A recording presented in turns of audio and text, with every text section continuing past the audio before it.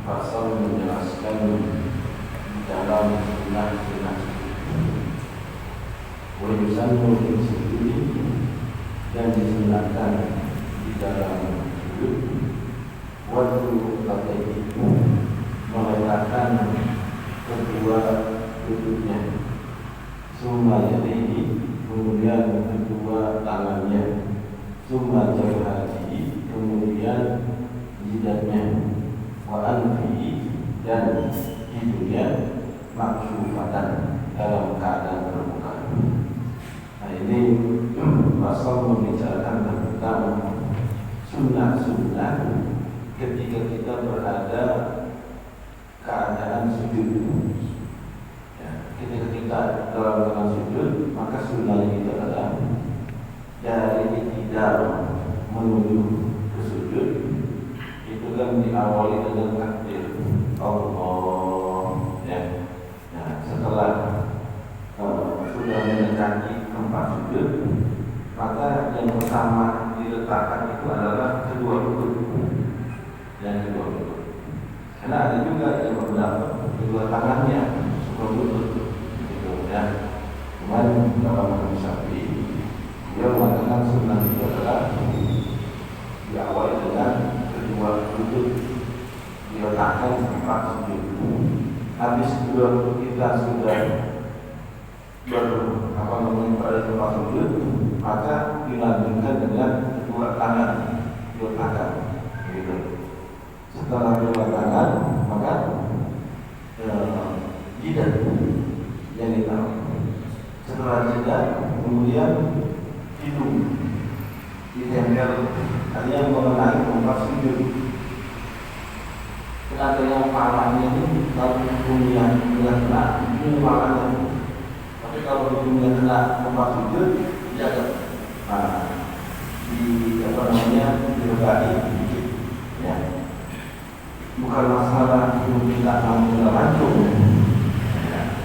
Kita alasannya waktu kita langsung itu jadi kena, ya. Sebenarnya kena semua, ya. Semua tinggal posisi kepala kita. Kalau begini ini kadang-kadang orang tidak kena begini, tapi kalau direndahin dikit, nah itu kena. Daripada sujud ke tempat sujud sejadah, maksudnya. Ya, untuk kalau kita yang penting kena. Yang beda kalau itu ini kita akan kita sedikit, ya sekiranya kapas seperti taruh. Ketika ada dari kapas itu tertekan, gitu ya. Ketika kembang itu mendem, ada daripada itu kapas, ya. Yaitu kemudian maksud badan dalam keadaan terbuka. Ini jangan sampai bentuk seandainya. Jadi semua itu semuanya ini tidak boleh tertutup. Kalau ada tertutup, ya tidak sah. Tapi kalau ada sekelembar rambut, sekelembar sebenarnya sah nggak sah, cuma semuanya tidak dapat. Nah, jadi harus benar-benar steril dari benda-benda yang sekiranya menutupi jidat, gitu ya. Jadi harus benar-benar kosong dari rambut sampai pun. Jangan kan fungsi kopiah itu kan salah satunya ya, menghindari rambut kita ini menghadap ke depan, jadi bisa menghalangi jidat untuk menempel akan daripada tempat sujud dalam sunnah. Jadi tersebut.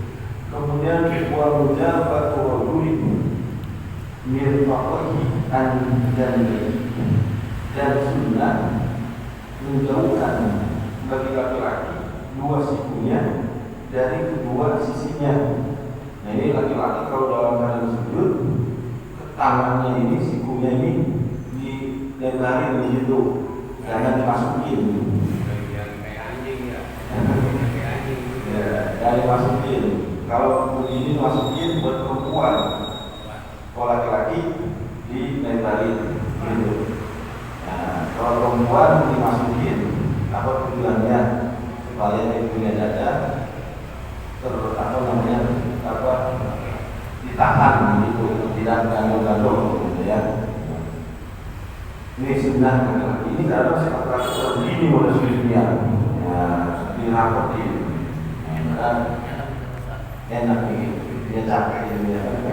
Padahal sebenarnya begini ya, keteknya kelihatan. Dua sisinya dijauhi dari dua sikunya daripada dua sisinya. Kemudian babat satu antipatik dan sunnah perutnya dari kedua pahatnya, artinya perutnya ini dijauhi, direnggangkan akan daripada kedua pahat. Berarti apa? Dia punya pantat itu dinaikin, ya jangan dikepin. Nah kalau perempuan baru dikepin, di apa namanya itu dinempel, ya antara perut dengan pantatnya dinempelin. Tapi kalau laki-laki sunahnya adalah direnggangin, gitu ya. Jadi pantatnya dinaikin, gitu ya. Kemudian wajah di ruku'i aidan, dan dijauhkan di dalam ruku pula. Nah ketika ruku sama, ketika ruku kita punya siku ini tangan, ya harus dipegangi gitu, jangan dimasukin. Nah itu mau perempuan lagi jadinya. Nah ya kemudian turun juga, ya. Kemudian wadakumu fatatu faqdoha dirabadi, dan sunnah menempelkan atau merapatkan seorang perempuan sebagian anggota badan dengan sebagian anggota badan lainnya. Nah, kalau perempuan kebalikan dari laki-laki, sunahnya ketika sujud ataupun ketika ruku. Nah, kalau sujud laki-laki semua dibentangin, kalau perempuan dirapetin. Nah, dia punya pantat, tidak boleh dinaikin, bahkan seperti orang yang itu. Nah, ya, itu sunnah perempuan.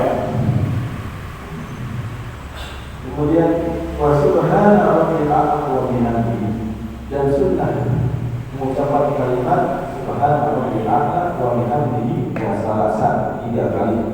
Ini sunnah. Ya.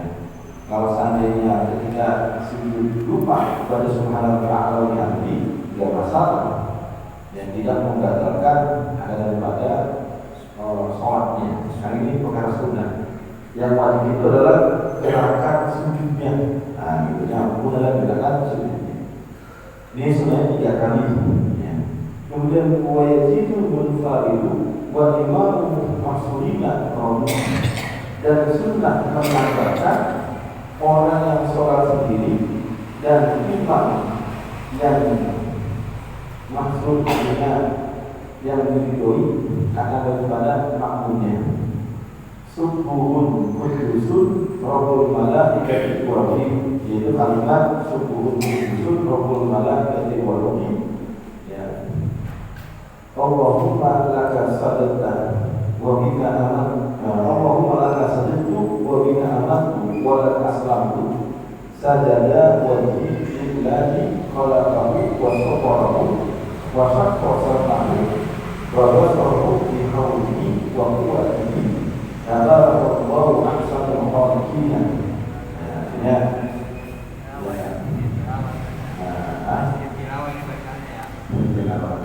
Ya, jadi ya kalau sholat sendiri mau itu sholat wajib atau sholat sunnah atau dari seorang imam, kalau dia melihat makmumnya sekiranya itu kalau sujudnya itu panjangnya itu, kalau seandainya dia melihat keadaan makmum tidak memungkinkan sujudnya tidak dipanjangin, ya jangan dipanjangin. Karena kondisi makmum beda-beda. Jadi ada yang kuat mama sujudnya, ada yang tidak kuat. Apalagi kalau dalam keadaan kelainan badan dan tua, nah itu. Jadi imam jangan egois begitu kan. Ya, harus melihat daripada makmum saya ini banyak orang tua, maka sujudnya jangan terlalu panjang, cukup subhana rabbil a'la wa bihamdihi 3 kali. Tetapi kalau dia melihat makmum saya ini anak muda yang sehat semuanya, kalau saya tambahin dengan doa ini, kemudian mereka hidup, maka boleh sunnah. Ya, sunnah baca subuhun kudus rabbul malaikati wa ruh, Allahumma laka sadaqta wa bika amantu, Allahumma laka sadaqtu wa bika amantu wa laka aslamtu, sajada wajhi lillahi khalaqahu wa sawwarahu wa samahu wa basarahu bi hawli wa quwwati tabarakallahu ahsanul khaliqin. Ya. Ini subuhun kudusun, ini yang Maha Suci, Rabbul malaikati, Tuhan yang para malaikat, wa ruhi dan ruh untuk beliau. Allahumma laka sajadtu ya Allah, kepadamu aku sujud, wa bika amantu, dan denganmu aku beriman, wa laka aslamtu, dan kepadamu aku minta keselamatan. Sajada wajhi lillahi khalaqa wa sawwarahu, sujud wajahku yang telah menciptakannya, wa sawwarahu, dan membentuk rupa, rasa kosamahu, dan menciptakan pendengarannya, wa basarahu bi hawlihi, dan penglihatannya dengan dayanya, wa kekuatannya, tabarakallahu ahsanul khaliqin. Allah memberikan keberkahan dan kebagusan pada ciptaannya. Nah, ini sunnah dari dia kalau kita sholat sendiri atau jadi imam yang kita sangka makmum itu kalau kita perpanjang sujud tidak. Tapi kalau kita tidak menyangka seperti itu, sebaliknya kalau itu maka ini berat, sudah cukup baca subhana rabbil a'la wa bihamdihi. Jadi cara imam kurang paham akan daripada masalah sujud. Memang sujud sunnah diperpanjang, apalagi ketika sujud rakaat terakhir, tapi itu salam. Ya, tapi ingat posisi dia seperti apa. Kalau sholat sendiri silakan. Sampai kalau berjamaah jadi imam, lihat kondisi makmum. Ini bagaimana kondisinya? Jamaah mau ya, kalau itu ada hal yang berkusi. Nah itu kasihan banget karena kondisinya memang berbeda-beda. Kemudian buat jihadul munfarid doa di sujudih dan sunnah beristihad. Orang yang sholat sendiri di dalam berdoa di sujudih ketika sujudnya. Jadi memang sunnah ketika orang dalam keadaan sholat sendiri, ya, ini menambah daripada doa tersebut. Nantinya kita perbanyak doa. Kapan itu tepatnya? Pada rakaat terakhir, sujud setelah itu mau salam. Ya, sujud kedua, kami itu salam. Nah, sujud tersebut mau sudah diperpanjang istihad terus. Cuman maukah yang seperti tadi itu udah apa? Ada nasnya, ada nabi untuk orang seperti itu. Tapi kalau kita mau doa yang lain boleh nggak boleh, tapi jangan disebutin, cukup dalam hati saja. Seperti kita ingin sesuatu, ya sebelum selesai sholat, saya mau berdoa ketika sujud terakhir, boleh nggak? Boleh. Cuman karena ini bukan berasal dari nabi, nggak boleh ucapin. Nah, ya nggak boleh ucapin, cukup di dalam hati saja. Nanti kalau begitu ucapin sebatal tanda pada sholatnya, ya. Jadi cukup dalam. Kemudian buatan berikut bainal qadamain dan sunnah menendangkan di antara dua telapak kaki, warukbataini dan kedua lutut.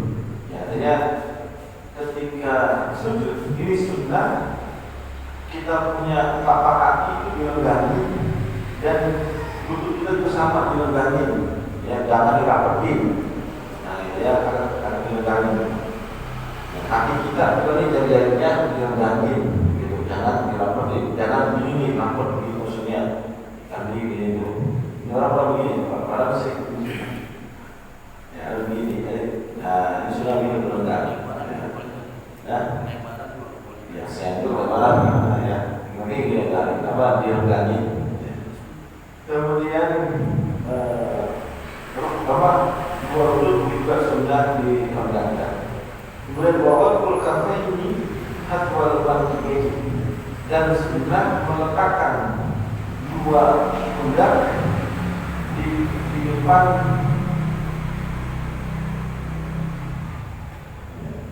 dan sunnah meletakkan kedua tangan di depan dua pundak. Dan ketika kita sujud, kan begini tangan kita, maka ini tangan sunnah ini sejajar dengan pundak kita. Yang barang begini, mulianya sujudnya, ini enggak. Itu betul sunnah begini. Nah, ini di depan pas dengan kita punya apa pundak, ya, disunnahkan. Kemudian buatmu langsung jadi ini dan sunnah merapatkan, ya, jari-jari kedua tangan sudah begini.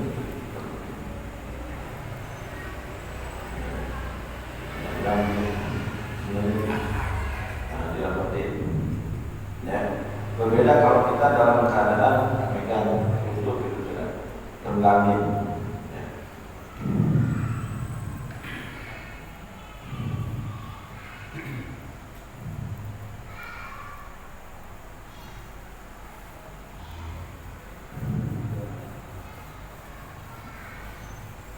Ya, dari sunnah kaki itu seukuran sejengkal. Jadi kalau terlalu lebar berat sejengkal sebenarnya. Ya, kemudian sunnah wastiqbal dan menghadap kiblat, warna sunnah dan membentangkannya ke kiblat. Artinya kita punya jari Ya, tangan itu ke kiblat lagi, jangan ke sono, gitu ya, jangan ke sana. Jadi apa bunyi kemudiannya? Jadi sebenarnya ke kiblat. Kemudian wanasbul qadamain wa kasbuhuma, dan sunnah menegakkan kedua kaki dan membukanya.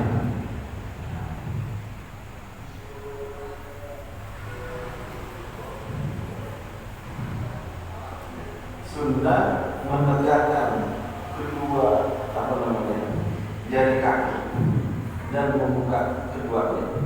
Artinya sunnahnya ini ditegaki. Ya. Dan nanti jarinya ini sujud, ya, ditekuk sedikit. Ya. Mau bisa satu gak apa-apa, bisa semuanya gak apa-apa, lebih abdul. Tapi kalau memungkinkan satu aja antara jari kanan dan kiri, gitu ya. Jangan di kiri itu, ya. Ini sebenarnya. Kemudian wa'ibro suhumat ansauhi, dan sunnah melampakkan kedua kaki atas pakaiannya. Jadi kalau pakai kain jangan lengser. Kalau itu lengser menuju mata kaki, itu nanti ketika sujud kemungkinan kakinya tertutup oleh kain. Ya, maka kalau sholat itu pakai kain, pakai celana, itu harus di atas mata kaki. Ya, memang sunnah itu di atas mata kaki. Ya, jangan sampai lengser. Ya. Kemudian waktu itu asobihima dan kiblani, dan sunnah mengarahkan jari-jari kedua telapak kakinya menghadap kiblat. Untuk kaki itu juga tuh, ya, jari-jari kaki ini sunnahnya menghadap kiblat.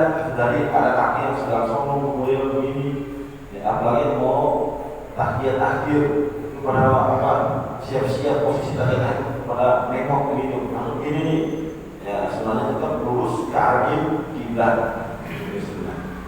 Kemudian wa'iktiman ala iman, dan sunnah bertumbuh di atas bagian bawah. Jadinya di atas butun, artinya bawah bagian kaki. Nah itu ya, ini yang bertumbuh. Ya. Itu sunnah-sunnah ketika kita dalam posisi sujud, gitu ya. Dan sunnah lagi kita dalam keadaan sujud itu membuka mata, jangan merem. Ya, kita kalau merem tidur bisa kebablasan tidur lagi. Nah, ya, makanya dibuka mata sunnahnya.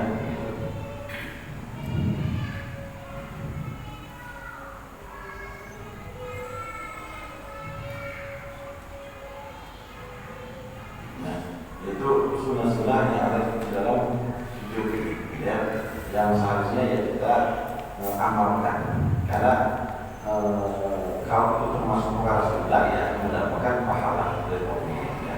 Jadi kita jangan kadang-kadang berpatokan pada yang rukun saja, sunnah-sunnahnya diabaikan. Ini jangan. Kalau kita udah belajar ya sholatnya harus rapi, cakep gitu. Ya, jadi kalau memberikan pahala ya juga sesuai dengan apa yang kita lakukan, bukan sekedar kita yang penting cuma sholat, jangan. Kalau yang sudah belajar lah seharusnya yang perkara sunnahnya itu jangan sampai ditinggalkan.